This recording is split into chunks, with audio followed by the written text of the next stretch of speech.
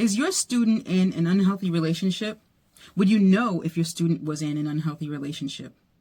What parents and students need to know about some data points to discuss about relationship violence. What is relationship or dating violence?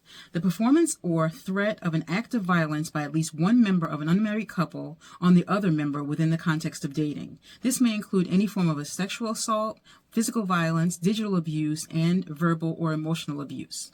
My name is Yvonne Daniels, and I am the host of the podcast Black, Brown, and HBCU Bound, and I'm also the administrator of the Facebook group Black, Brown, and HBCU Bound. And today we want to touch on this because many of our parents here are sending students away for the very first time, and they may be experiencing their first unsupervised relationship.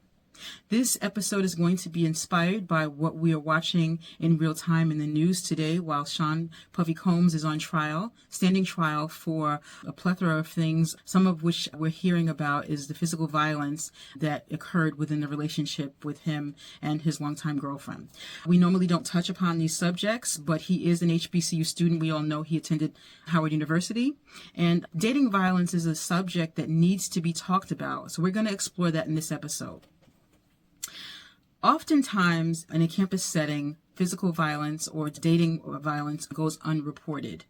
Among students who don't report these things, they fail to do so for a variety of reasons, and a lot of times it includes fear, manipulation, lack of understanding of how to handle themselves in this situation, which is why we want to talk about this. Many students don't even recognize that they're in a relationship that has the potential to become violent, or they may in fact be in a situation where they're experiencing violence that may be at a very low level because they're being manipulated, but a lot of times if going unchecked or not recognizing the signs early enough, they could find themselves in a situation where it can get out of hand rather quickly. So we want to be able to touch on these subjects so that you can talk to your students who are going off to college so they recognize some of the signs and may be armed with some of the things that they can do if this is something that they experience, right? We're not going to say that all relationships are unhealthy, but we do want to say that if a student encounters such a situation, you arm them or fortify them with as much information as you can in terms of some of the things that they can do to remedy their situation or get out of an unhealthy situation, even if they see one that is existing in a fellow student or a friend. We need to know that there are some reporting responsibilities that do exist and some other things that should be talked about. Some of the early or warning signs that a person might be in an unhealthy relationship is extreme jealousy or possessiveness, isolation from family or friends, constant criticisms or gaslighting, pressuring for intimacy or control over what the person wears or posts says, being love bombed, and then being followed up by a withdrawal of attention. Those are some of the things that a person should look for, which may be potential signs that the relationship is heading toward an unhealthy place. Things to be aware of, I like to tell people: intimidation, threats, or violence even, checking your phone or social media without your consent, controlling where you go or who you talk to, who you spend your time with, trying to isolate you, being physical, aggressively physical, even one time. One time is too many times. We need to teach our young people, and I'm not going to say daughters, because relationship violence can be experienced by either men or women, young women or men. I'm talking about young women or men because that's who our focus is on. Right? So anybody could experience relationship violence. So we're talking to both young women and young men.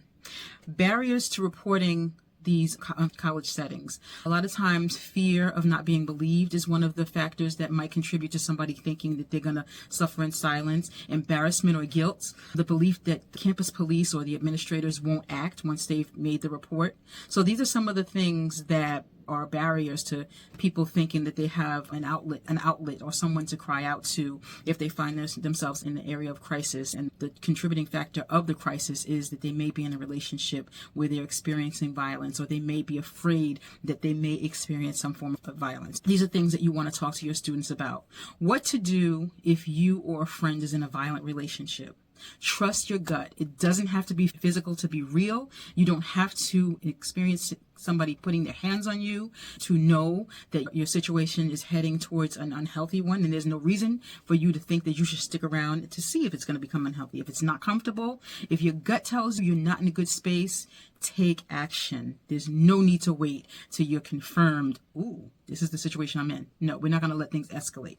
Document everything, screenshots, text messages, DMs. If you ever are in a position where someone puts their hands on you or assaults you, you need to make sure you take pictures of everything that was said.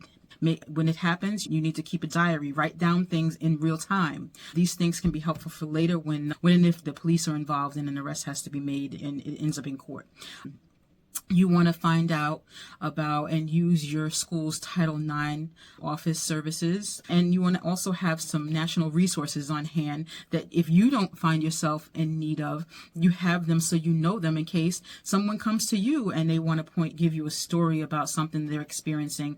At the very least, you may want to extend a resource that was passed on to you. So for the National Domestic Violence Helpline is 1-800-799-SAFE. And also, you can text loveisrespect.org. You text love is to 22522. So those are two things that you can have in your arsenal so that you may be able to get some assistance or some advice or be able to tell your story too. Empowerment and prevention. Setting boundaries early. Understanding that jealousy does not equal love. Knowing your rights as a student and talking to friends about healthy relationship versus toxic relationships. Keep those things in mind. This conversation has to be had, right? You never know when you might be creating a space for someone who might be suffering in silence, who doesn't know what to say or how to approach a subject where they're feeling like they'd love to be able to tell someone something, but they just don't know how to do it. This needs to be an open conversation, and knowing that suffering in silence is not going to solve your problems, right? So a call to action. What I'd like everybody to do here, if you're within the sound of my voice, you found yourself to be watching this podcast, please share it. Have an open discussion. If you don't know how to have that discussion, encourage people to watch this episode.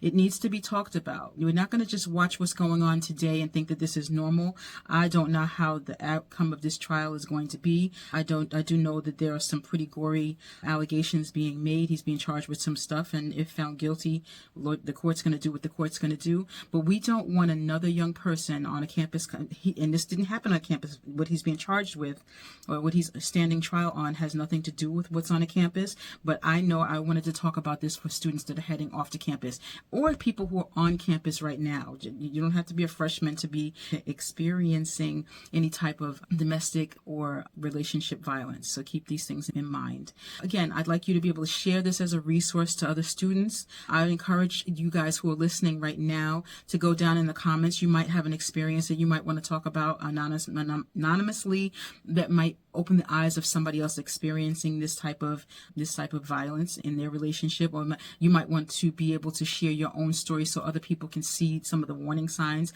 that maybe you overlooked, and you might want to be able to have someone benefit from your experience. I invite survivors or professionals to share their stories or advice in the comments, and let's get it popping in the comments so you may be helpful to somebody who finds themselves in a world of trouble. So I'm going to end this episode here, but as always, please subscribe to the channel, click the notification bell so that you'll be notified if and when we upload another episode. And please be safe. Talk to your young ones. Encourage them to talk to you. You won't have eyes on them. This is going to be the first time they're going away. They're going to be away for weeks and months at a time. You don't know who's hiding bruises. You don't know who's in a corner, who's in a shell, not knowing how to reach out. We have to be a resource to these students, right? So I'm going to end here, and I'm going to say bye for now, but make sure you talk to these kids and make sure they're safe. Have a wonderful day. Take care.